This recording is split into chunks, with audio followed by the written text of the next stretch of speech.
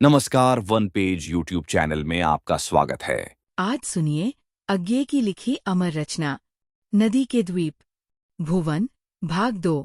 जिस दिन पहली बार स्टेशन जाने का निश्चय हुआ था, उस दिन भोजन के लिए बाहर जाने से पहले रेखा चंद्रमाधव के यहाँ भी आई थी। तय हुआ था कि वहीं से साथ बाहर चला जाएगा। घर पर अधिक बातचीत नहीं हुई, क्योंकि भुवन सामान ठीक ठाक करने में कुछ व्यस्त था और चंद्र को डिनर के लिए तैयारी करनी थी। डिनर उसने कार्लटन में ठीक किया था और वहां जाने के लिए उसका कहना था कि वेश की ओर विशेष ध्यान देना आवश्यक है।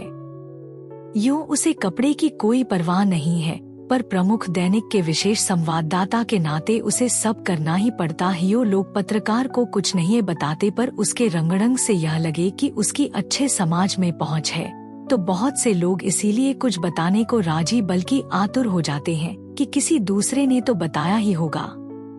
और अच्छे जर्नलिस्ट का काम यही है कि सबको यह इम्प्रेशन दे कि आप जो बता रहे हैं वह वास्तव में दूसरों से उसे पता लग चुका है। फिर भी आपका बताना और चीज है। क्यों और चीज है, उसके अलग कारण हो सकते हैं। एक तो यह पत्रकार पर आपके विश्वास का सूचक है और वह कृतज्ञ है कि आपने उसे विश्वास दिया, या वह प्रसन्न है कि आपने उसकी पात्रता को पहचाना। दूसरी बात जानना एक चीज है और प्रामाणिक ढंग से जानना दूसरी चीज। आपके बताने में वह प्रामाणिकता है। प्रश्न सारा यही है कि किस व्यक्ति को कितना फ्लैटर करना उचित है। आज उसका जो पद है उसे ध्यान में रखते हुए, या कल उससे जो काम निकालना है उसे देखते हुए। पंप करके बात निकालने के लिए उसी अनुपात में पंप से फूंक भरना भी तो होगा। यह पंजाबी मुहावरा कितना मौजूद है और आपकी चाटुकारिता को कोई कितना सीरियसली ले, यह आपकी पोशाक पर निर्भर है। अगर आप अच्छे कपड़े पहने हैं तो आपकी की हुई प्रशंसा ठीक है और स्वीकार्य है। आप पारखी पत्र प्रतिनिधि हैं। अगर रद्दी कपड़े पहने हैं तो वह काम निकालने के लिए की गई झूठी खुशामद है। आप टुटपुंजी रिपोर्टर हैं और तिरस्कार का पूरा नुस्खा सुन लिया था। बल्कि इसी पैंकिंग में उसे देर हुई, फिर भी वह जैसे तैसे आकर रेखा के पास बैठ गया था। आप मेरी चिंता न कीजिए, मैं प्रतीक्षा करने की आदी हूँ और यहाँ तो बहुत सी दिलचस्प चीजें बिखरी हैं। रेखा ने एक पुस्तक उठाते हुए कहा, पीटर चेनी मैंने पढ़ा नहीं, सुना है बड़ी दिलचस्प कहानियाँ लिखता है। जी हाँ, चंद्र से सुना होगा आपने, या कि आप फौजदारी अदालत की रिपोर्टरी की उम्मीदवार हैं। रेखा ने हंसकर किताब रख दी। भीतर से चंद्रमाधव ने पुकारा, मेरी साहित्यिक रुचि की बुराई कर रहे हो भुवन? लेकिन पीटर चेनी क्यों बुरा है? पीटर चेनी पढ़ने वाले कम से कम दूसरों की नुक्ताचीनी तो नहीं करते, अपने में खुश रहते हैं। और तुम्हारे साहित्य पढ़ने वाले सुपीरियर लोग सबको हिकारत की नजर से देखते हैं। दोनों में कौन अच्छा है रेखा देवी? कौन सा दृष्टिकोण स्वस्थ है? ठीक है मिस्टर चंद्र, आपका दृष्टिकोण कलाकार का दृष्टिकोण है, सर्वस्वीकारी। आपके मित्र आलोचक हैं। आलोचना तो रचना शक्ति की मृत्यु का दूसरा नाम है। भुवन ने फिर चौंक कर रेखा की ओर देखा। क्या वह चंद्रमाधव पर हंस रही है? क्यों? या कि दोनों पर ही हंस रही है? रेखा ने उसकी भौंचक मुद्रा को लक्ष्य किया और सहसा हंस दी। आप ठीक सोच रहे हैं डॉक्टर भुवन, मैं सिर्फ हंसी कर रही थी। भुवन ने पूछना चाहा, लेकिन किसकी या किस की? पर कुछ बोला नहीं। चंद्रमाधव ने बाहर आकर टाई सीधी करते हुए कहा, अब मैं सब तरह तैयार हूँ, रेडी फॉर एनीथिंग। रेखा ने फिर चमकती आंखों से कहा, हाँ, पीटर चेनी के एक दृश्य के लिए भी। चंद्रमाधव ने बिना झेंपते हुए कहा, हाँ, सेटिंग कार्लटन होटल का डाइनिंग रूम। भोजन करते करते रेखा देवी औंधे मुंह सूप प्लेट पर गिर गई। हत्या के कारण का कोई अनुमान नहीं हो सका। लखनऊ के स्टार पत्रकार चंद्रमाधव पड़ताल कर रहे हैं। प्रोफेसर भुवन भी घटनास्थल पर मौजूद थे, लेकिन क्या सचमुच या कि तटस्थता से? क्या कह रही हैं आप रेखा देवी? ऐसी मनहूस कल्पना मत कीजिए। मैं कहा, यह तो पीटर चेनी। पीटर चेनी के लायक पात्र कार्लटन में ढेरों और हैं, आपको वह कष्ट नहीं देगा। रेखा ने कृत्रिम निराशा का भाव दर्शाते कहा, तो मैं पीटर चेनी के लायक भी नहीं। भुवन अतिरिक्त सजगता से रेखा को देखने लगा था। मन ही मन उसने सहमत होते हुए कहा, पीटर चेनी के लायक तो कदापि नहीं, पर फिर किसके? हार्डी के। हाँ, ऐसी कठपुतली पाकर भाग्य भी अपना भाग्य सराहेगा। पर रेखा उतनी भोली नहीं है, उसमें एक बुनियादी दृढ़ता है जो दोस्तोयेवस्की। लेकिन क्या उसकी चेतना वैसी विभाजित है? क्या उसमें वह अतिमानवी तर्कसंगति है जो वास्तव में पागलपन का ही एक रूप है? प्राचीन ग्रीक ट्रेजेडी का एक बनाम समूचा देववर्ग। लेकिन रेखा में उतना अहम क्या है कि देवता उसे चुनें कि वह चुनी जाकर कष्ट पावे? तब सार्त्रक्षण की असीमता, यातना के क्षण की असीमता, निस्संदेह असीम सहिष्णुता उसमें है, व्यथा पाने का असीम अंतः सामर्थ्य। लेकिन वह इसीलिए कि आनंद की असीम क्षमता उसमें है। आनंद की परासीमा, यातना की परासीमा चुन सकते हैं उसे देवता, क्योंकि परासीमाएं उसमें सोती हैं। नभकांक्षी मानव, मृतकामी देवता, ट्रेजेडी के सहज यानिकारस के पंख, प्रमथ्यु की आग। ग्रीक ट्रेजेडी केवल अहं की ट्रेजेडी तो नहीं है, वह मानव की सम भावनाओं की ट्रेजेडी है। कुछ कुछ यह अनुभव करते हुए कि बात बहुत देर से कही जा रही है और कदाचित नहीं कहनी चाहिए, उसने कहा ही, रेखा जी, चेनी के या किसी भी लेखक के पात्र होना क्यों चाहा जाए? हर किसी का अपना जीवन अद्वितीय होता है। सो तो है। हम कदम कदम पर अपनी अनुभूतियों की तुलना साहित्य के पात्रों से करते चलते हैं, पर हैं वे अद्वितीय और अद्वितीयता में ही वे हमारे निकट मूल्यवान हैं। उन्हीं की अनुभूतियां भोग्य से छायाजीवी भी होते हैं। न जाने क्यों भुवन ने एक बार फिर चंद्र की ओर देखा। उसने सहसा जाना कि वह चंद्र के चेहरे को ध्यान से देख रहा है, मानो उसकी रेखाओं से पूछ रहा है, जिस अनुभूति की तुम रेखाएं हो वह क्या सच है, मौलिक है या कि छाया? कोई शीशा आसपास नहीं था, नहीं तो कदाचित वह अपना चेहरा भी देखने लगता। रेखा ने पूछा, कार्लटन में आर्केस्ट्रा भी होगा? भुवन ने लक्ष्य किया कि विषय बदल दिया गया है। उस रात स्टेशन से गाड़ी जानबूझकर छोड़ आने के बाद भुवन को अपने पर हल्की सी खींच आई थी। क्यों वह गाड़ी छोड़कर लौट आया? कुछ काम की क्षति नहीं हुई, ठीक है, पर एक निश्चय होता है, अकारण बदलने से इच्छा शक्ति क्षीण होती है। योग क्षण की प्रेरणाओं पर अपने को छोड़ देने से आदमी शीघ्र ही आंधी पर उड़ता तिनका बन जाता है, क्योंकि प्रत्येक बार संकल्प शक्ति कुछ क्षीणतर हो जाती है और सहज प्रेरणा की मंद हवा कुछ तेज होकर आंधी सी। क्यों नहीं चला गया? रेखा न जाती तो न जाती, रेखा से उसे क्या? और अपने कमरे में टहलते टहलते वह सहसा निकलकर चंद्रमाधव के कमरे में चला गया था। चंद्र लेट गया था और सोने की तैयारी कर रहा था, पर भुवन ने बिना भूमिका के पूछा था, चंद्र, यह रेखा देवी कौन है, क्या है? मुझे उसकी बात और बताओ जो तुम्हें मालूम हो। चंद्र ने एक लंबे क्षण तक उसकी ओर देखा, फिर कुछ मुस्करा कर कहा था, क्यों ठेस खा गए दोस्त? रेखा तुम्हारी केमिस्ट्री की इक्वेशन नहीं जो झट हल कर लोगे, बड़ा पेचीदा मामला है। बकवास मत करो, मुझे उससे कोई मतलब नहीं है। सिर्फ एक दिलचस्प चरित्र है, मुझे बौद्धिक कौतूहल है, बस। बौद्धिकता से तुम्हारा 36 का नाता है, यह जानता हूँ, पर तुम जैसा दिलफेंग स्वभाव मुझे नहीं मिला तो नहीं मिला, मैं क्या करूँ? तैश में मत आओ दोस्त, चंद्र ने उठकर बैठते हुए कहा था। वह कुर्सी खींच लो और बैठ जाओ। भुवन के बैठ जाने पर, हाँ अब पूछो, क्या जानना चाहते हो?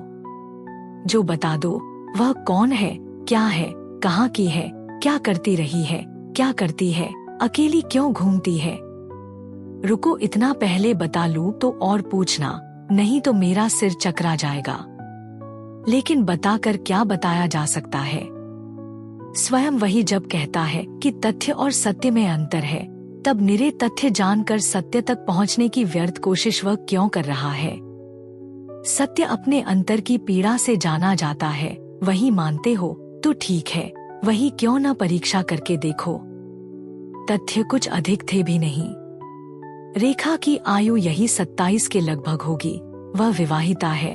विवाह 8 वर्ष पहले हुआ था, पर विवाह के 2-1 वर्ष बाद ही पति पत्नी अलग हो गए थे। कारण कोई ठीक नहीं जानता और रेखा से पूछने का साहस किसे है। कोई कहते हैं विवाह से पहले रेखा का किसी से प्रेम था, पर उससे विवाह हो नहीं सकता था। उसने बाद में दूसरा विवाह कर लिया तो मर्माहत रेखा ने उसके माता पिता ने जो वर ठीक किया उसे चुपचाप स्वीकार कर लिया, पर उसे वह दे न सकी जो पति को देना चाहिए। कोई यह कहते हैं कि पति की ही आदतें शुरू से खराब थी। वह पत्नी के प्रति अत्यंत उदासीन था, मित्रों को लाकर घर छोड़ जाया करता था और स्वयं न जाने कहां कहां जा रहता था। सच क्या है भगवान जाने। पर 6 वर्ष से दोनों अलग हैं और 3-4 वर्ष हुए पति एक विदेशी रबर कंपनी में अच्छी नौकरी स्वीकार करके मलय चला गया है। वहां उसके साथ मलय या एंग्लो मलय या यूरोपियन मलय मिश्र रक्त की कोई स्त्री भी रहती है। रेखा नौकरी करती है, पढ़ती रहती है, फिर किसी रियासत में राजकुमारियों की गवर्नेंस थी, वहां से हाल में इस्तीफा देकर आई है। अभी कुछ नहीं कर रही है, लेकिन नौकरी की तलाश में है। और घर कहाँ है? माता पिता है? नहीं, पिता बड़े नामी डॉक्टर थे, माँ भक्त बंगालिन थी और मरी तो बहुत सी संपत्ति रामकृष्ण मिशन को छोड़ गई। वैसे शायद कश्मीरी है, पर दादा कलकत्ते में आ बसे थे और तब से तीसरी पीढ़ी बंगाली ही अधिक है। रेखा हिंदी और बांग्ला दोनों बोलती है और बांग्ला संगीत में उसकी अच्छी पहुंच है। अच्छा, और? चंद्रमाधव ने कहा, और क्या? जो तुम पूछो सो बताऊं। तुमसे परिचय कब से और कैसे हुआ? मुझसे। चंद्र ने तकिए के पास से टटोल कर सिगरेट का पैकेट निकाला, सिगरेट सुलगाकर उठते हुए बोला, मुझसे? तुम तो जानते हो, पत्रकार का परिचय हर किसी से होता है। समझ लो वैसे ही। बनो मत। और ये सब बातें तुम्हें कैसे मालूम हुई? मैं पहले से जानता था, बल्कि सुन रखी थी, इसीलिए कौतूहल अधिक था। जब भेंट हुई तो सोचा इस अद्भुत स्त्री से अवश्य परिचय करना चाहिए। क्यों? और वह अद्भुत क्यों है? यह मुझसे पूछते हो? देखकर ही नहीं छाप पड़ती कि यह स्त्री कुछ भिन्न है, असाधारण है। और क्यों की भली पूछी। जिस स्त्री का इतिहास होता है उसमें किसे नहीं दिलचस्पी होती। भुवन ने तनिक रुखाई से कहा, हाँ, जर्नलिस्ट को तो जरूर होनी चाहिए। जर्नलिस्ट ही क्यों, हर किसी को होती है। तुम ही क्यों इतना जानने को उत्सुक हो? मैं तो जानने से पहले ही उत्सुक था, इतिहास जानकर तो नहीं हुआ। मानते हो ना? तभी तो कहता हूँ वह असाधारण स्त्री है। तुम भी मानते हो, नहीं तो पूछते क्यों? तुम्हें किसी स्त्री में दिलचस्पी हो यह तो कभी देखा सुना नहीं।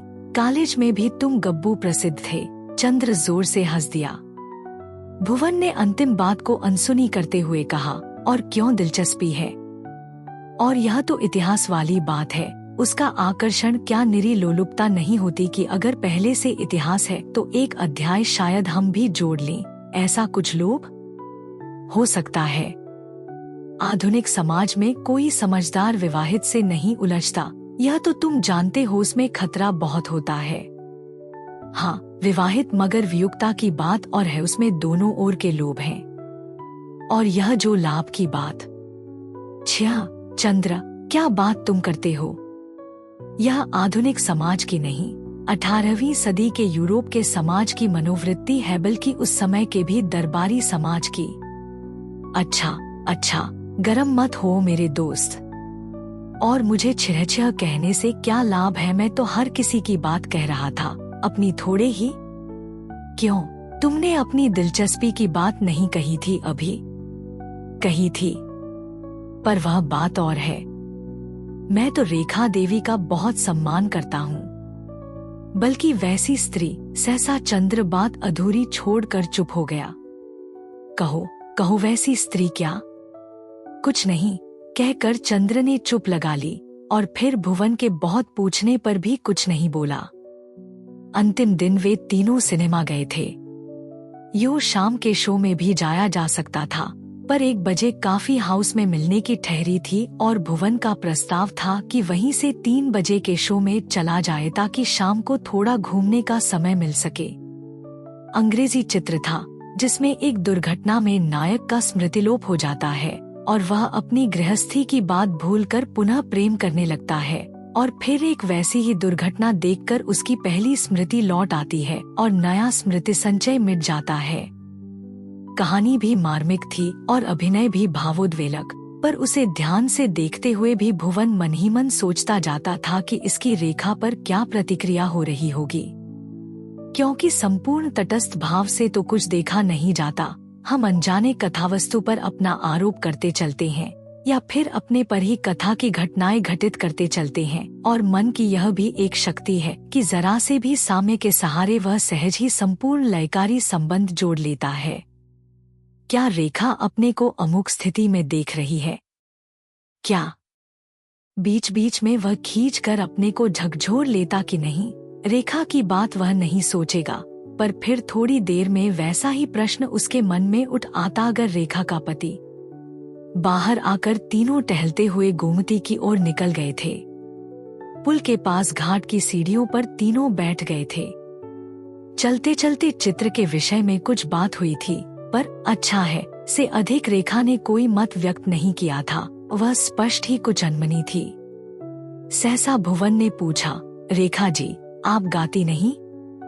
गाती नहीं यह तो नहीं कह सकती, पर गाना जानती नहीं हूँ। चंद्र ने साभिप्राय भुवन की ओर देखा। आपकी मातृभाषा तो बांग्ला है न? रेखा ने एक बार दृष्टि उठाकर भुवन से मिलाई। उसमें बड़ा हल्का सा अचंभा था और कुछ यह भाव कि आपने पूछा है तो उत्तर देती हूँ, पर अपने बारे में प्रश्नों का उत्तर देने का मुझे अभ्यास नहीं। फिर उसने कहा, वहाँ वही मेरी भाषा है, तो बांग्ला में ही गाना गा दीजिए न। मेरा यह आग्रह गुस्ताखी तो न होगा? रेखा थोड़ी देर चुप रही, फिर धीरे धीरे बोली, नदी का किनारा है, गान यहाँ होना ही चाहिए। आपकी मान्यताएं भी इतनी रोमांटिक होंगी ऐसा नहीं समझती थी। भुवन ने आहत भाव से प्रतिवाद करना चाहा, पर बोला नहीं। चंद्र मानो आंखों से कह रहा था, तुम हो दुस्साहसी, पर देखें तुम्हारी बात सुनती है कि नहीं, मेरी तो कभी नहीं सुनी। सहसा दोनों निश्चल हो गए, क्योंकि रेखा कुछ गुनगुना रही थी। फिर उसने धीमे किंतु स्पष्ट स्वर में गाना शुरू किया। आमार रात पोहालो शारद प्राते, आमार रात पोहालो, बांशी तोमाए दिए जाबो का हार हाते, आमार रात पोहालो, तोमार बूके बाजलो धुनी, विदाय गांथा आगमने, कत ये फाल्गुने श्रावणे कत प्रभाते राते, आमार रात पोहालो। ये कथा रह प्राणेर भीतर अगोचरे, गाने गाने निये छिले चुरी करे, समय ये तार हलगत निशी शेषे तारांद्र मत, तारे शेष करे दाव शूली फूलेर मरण साथे, आमार रात पोहालो। मेरी रात चुक गई शायद प्रातः में, बंशी तुम्हें किसके हाथ सौंप जाऊं? कितने फागुन सावन में, कितने प्रभात रात में तुम्हारे हृदय में विदा से गुंथी हुई आगमनी की धुन बजी है। प्राणों के भीतर जो कथा अगोचर थी, तुमने गान में चुरा ली थी।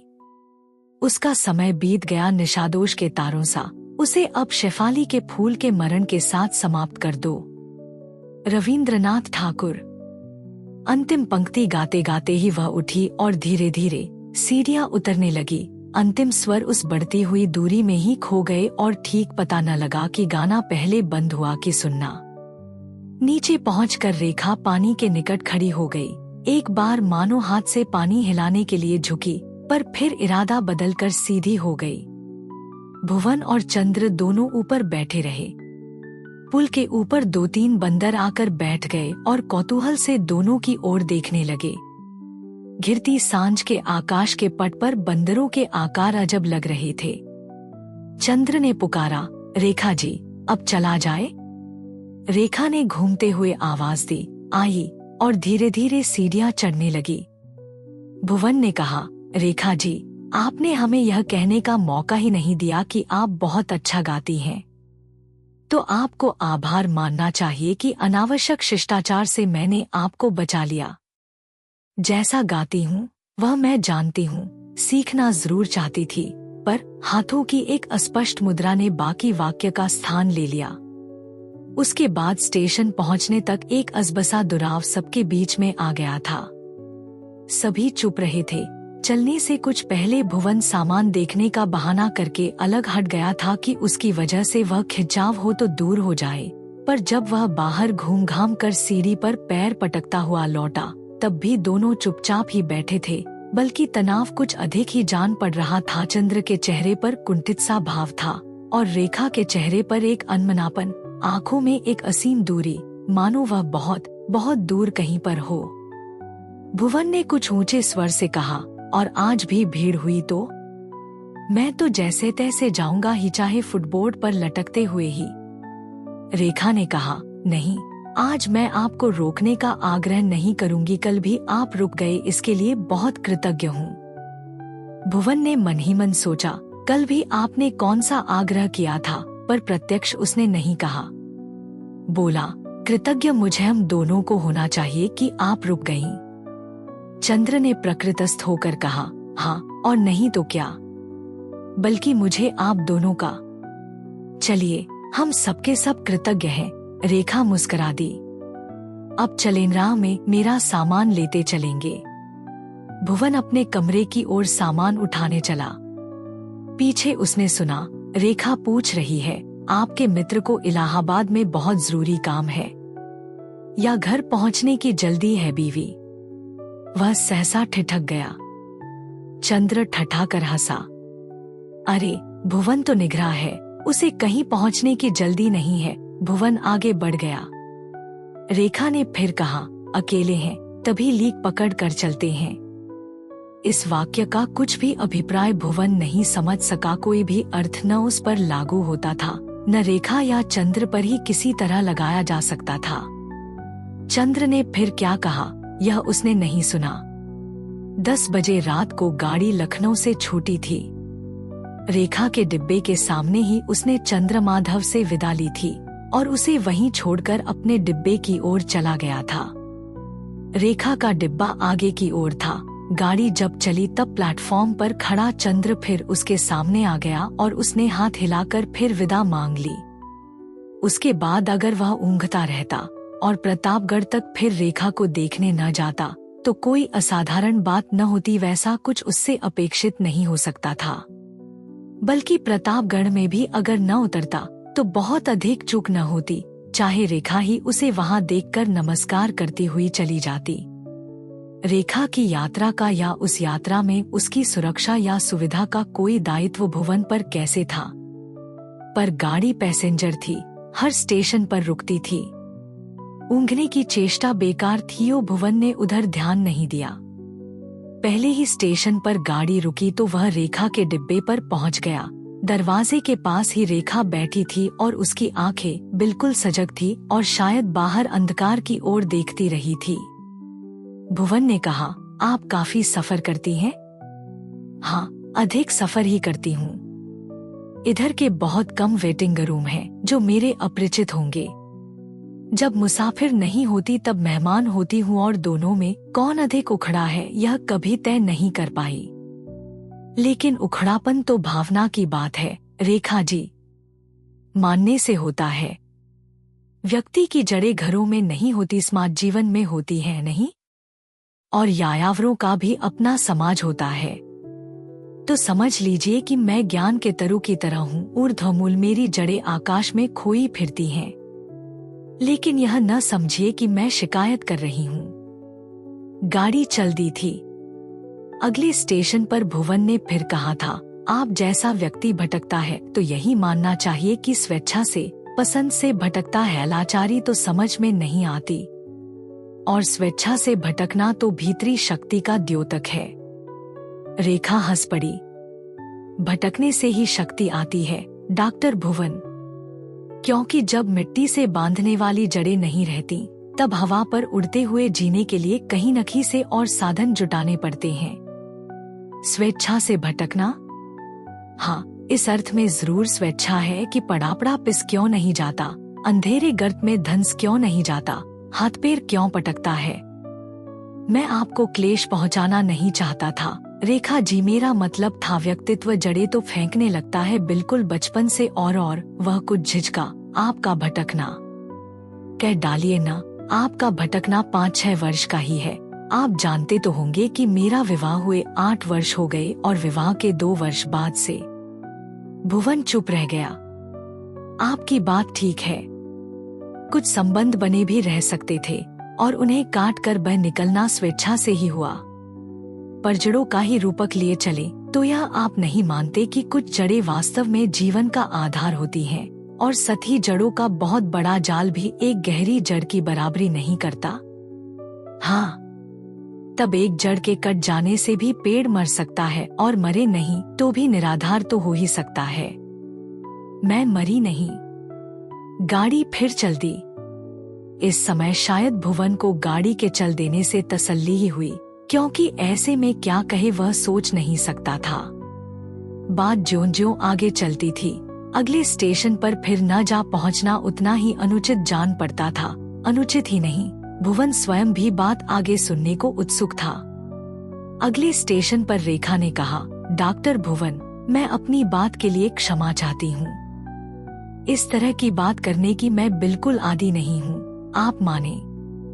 पर रेल का सफर शायद इस तरह के आत्म प्रकाशन को सहज बनाता है। चलती गाड़ी में हम अजनबी को भी बहुत सी ऐसी निजी बातें कह देते हैं जो अपने ठिकाने पर घनिष्ठ मित्रों से भी न कहें। वह कुछ रुकी, फिर बोली, यह शायद जड़ों वाली बात का एक पहलू है। चलती गाड़ी में मुझ जैसे व्यक्ति को एक स्वच्छंदता का बोध होता है, जबकि स्थिरता की सूचक किसी जगह में मुझे अपना बेमेलपन ही अखरता रहता और मैं गूंगी हो जाती।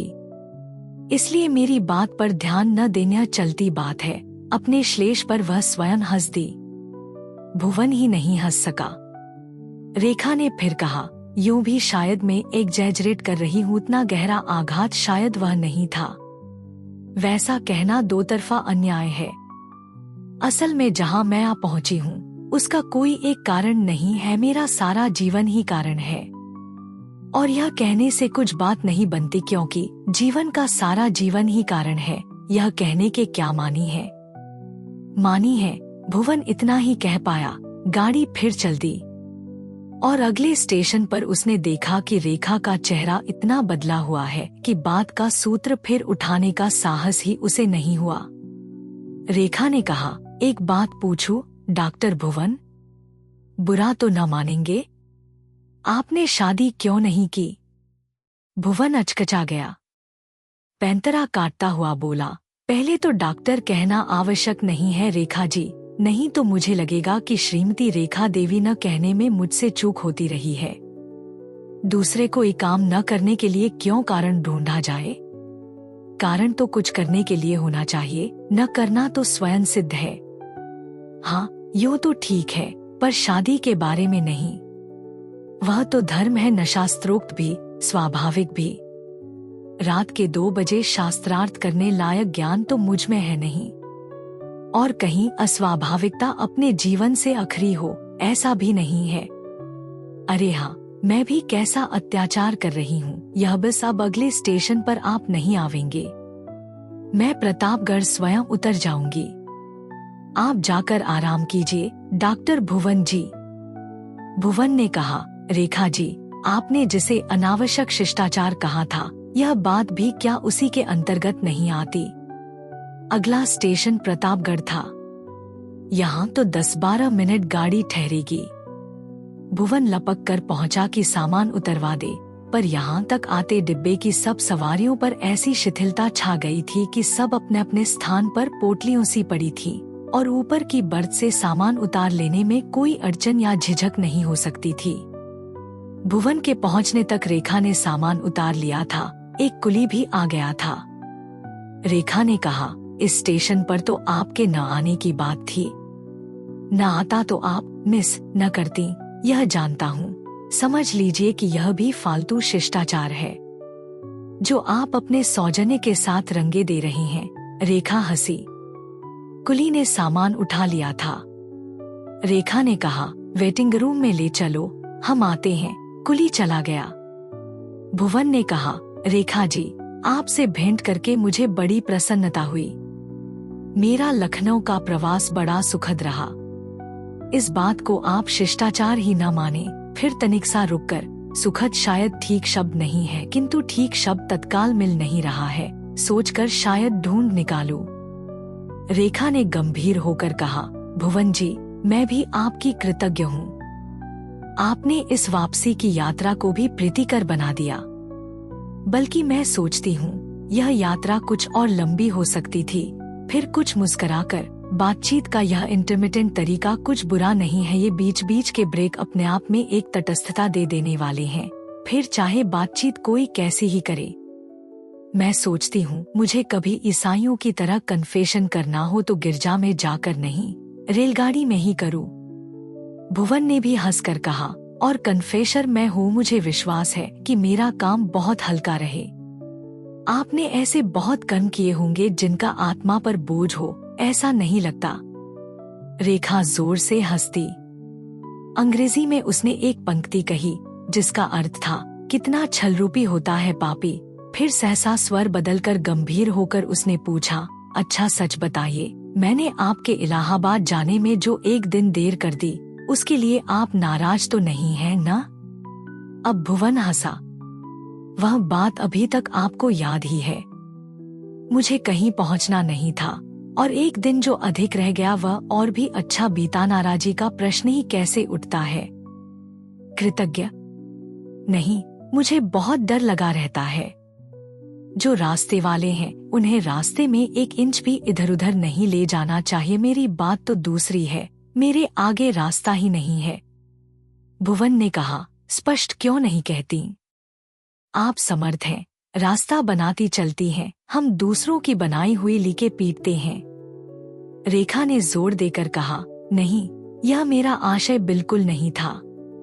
भुवन को रेखा की शाम को कही हुई बात याद आ गई। अकेले हैं तभी लीक पकड़ कर चलते हैं। उसने चाहा अभी पूछ ले कि रेखा का क्या अभिप्राय था, पर वह बात उसे नहीं, चंद्रमाधव को कही गई थी।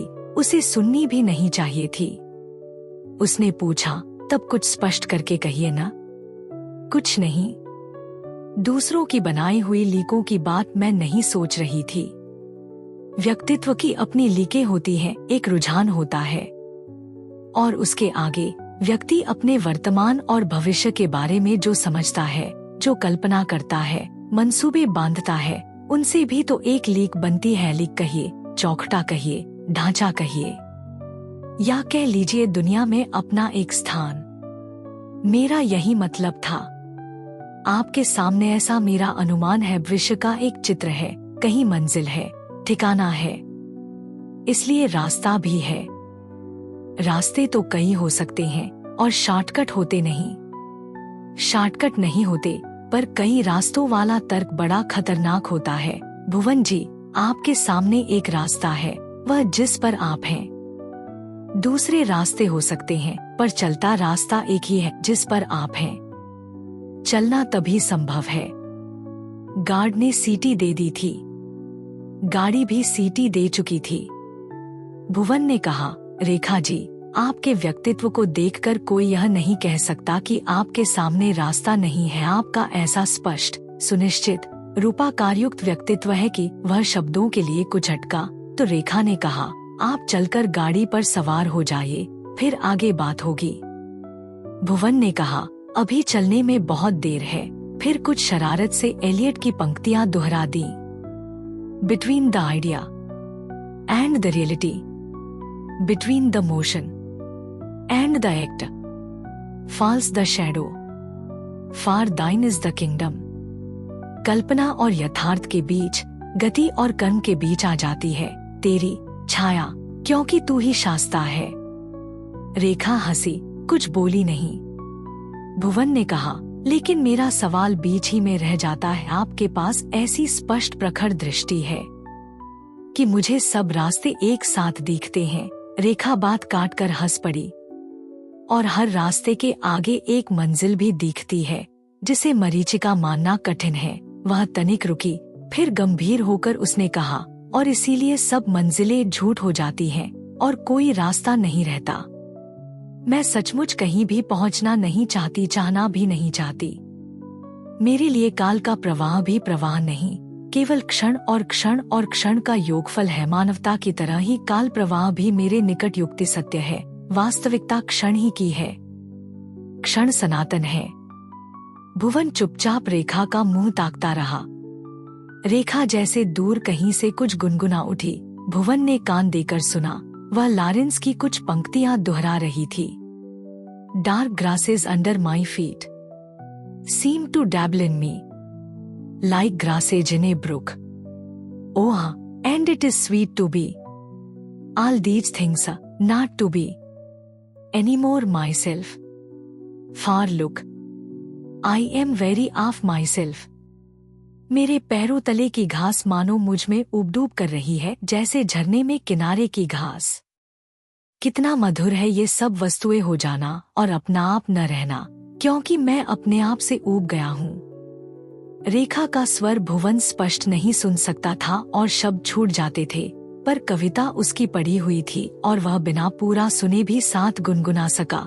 लेकिन रेखा के पढ़ने में कितनी एकात्मता थी उन पंक्तियों के आशय के साथ, मानो सचमुच ही भुवन देख सकता। वहाँ रेखा नहीं, घास की झूमती हुई पत्तियां, हेम पत्तियां भी नहीं, पानी में पड़ी हुई पत्तियों की परछाइयां। उसे और किसी कवि की कविता याद आई जिसने कहा है, सरोवर के पानी में झांक कर जो घास और शैवाल देखता है वह भगवान का मुंह देखता है, और जो अपनी परछाई देखता है वह एक मूर्ख का मुंह देखता है। और उसने सोचा, इस समय निस्संदेह रेखा मूर्ख का मुंह नहीं देख रही है, यद्यपि भगवान का साक्षात वह कर रही है या नहीं, यह ठीक इसी समय रेखा ने उसकी कोहनी पकड़कर उसे ठेलते हुए कहा था, अरे आपकी गाड़ी तो जा रही है।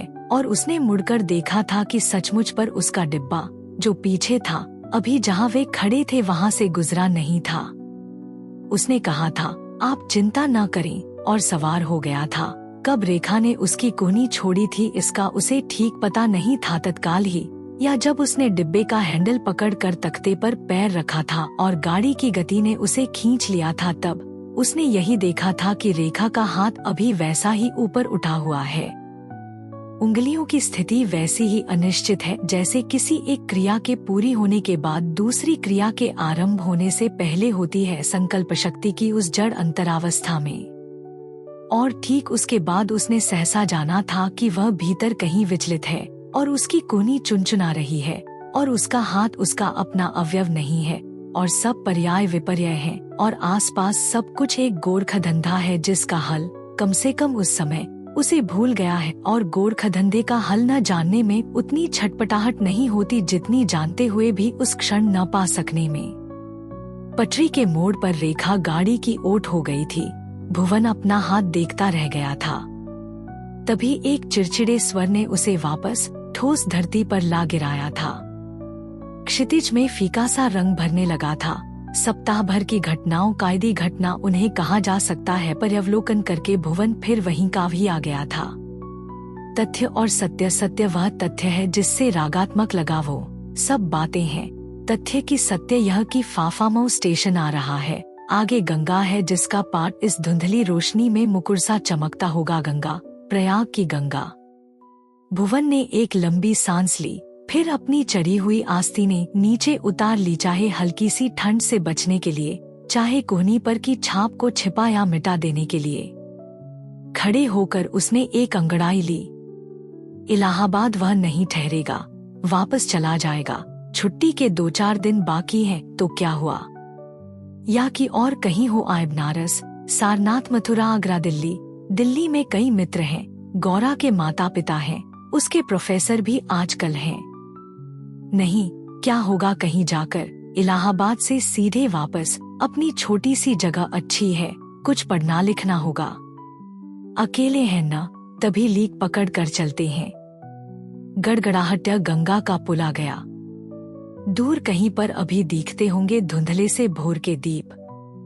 एक दिगंत स्पर्शी प्रवाह, उसमें छोटे छोटे द्वीप मानो तैरते द्वीप, और एक बड़ी अंधेरी रवहीन तरंग। नहीं नहीं नहीं। अगर आपको यह कहानी पसंद आई तो सब्सक्राइब करें और बेल आइकन दबाएं। अपने सुझाव कमेंट बॉक्स में बताएं। अगली कहानी तक शब्दों की दुनिया में डूबे रहे। धन्यवाद।